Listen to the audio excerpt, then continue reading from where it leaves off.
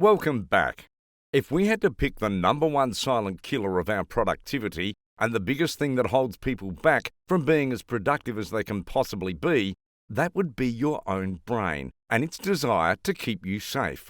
Now, all of us struggle with procrastination from time to time. In fact, in many cases, our procrastination is simply a symptom of fear, whether it be fear of failure, being concerned we won't live up to expectations or produce good enough work, or even if it's just a task that's outside our comfort zone. We'll rationalize reason after reason, but fear is almost always at the root cause. When we find ourselves busy without really moving forward, it's often because we're avoiding that most important task. But it's a task that makes us uncomfortable or something we're scared of. Now, we start with this silent killer first because it's critical to understand how your brain's designed. You see, we're all biologically wired for fear and to have a desire to stay within our comfort zone and to keep us safe. That's our brain's number one goal, to keep us safe from harm.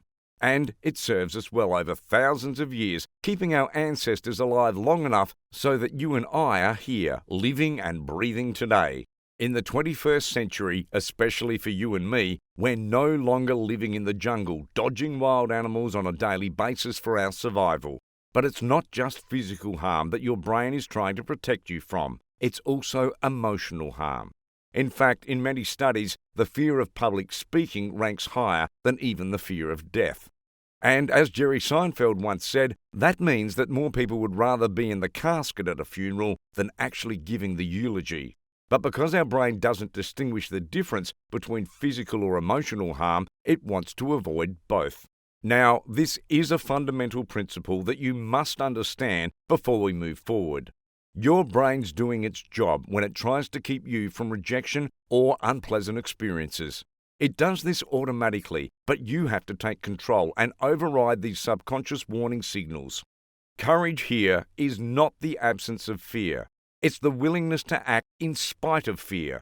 So every single time you move through your fear, you further inoculate yourself from the fear that holds you back. It builds habits just like anything else.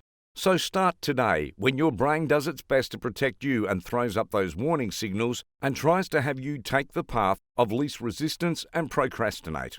Decide whether or not you actually need the protection. You have the power to move past those signals of fear and push right through them.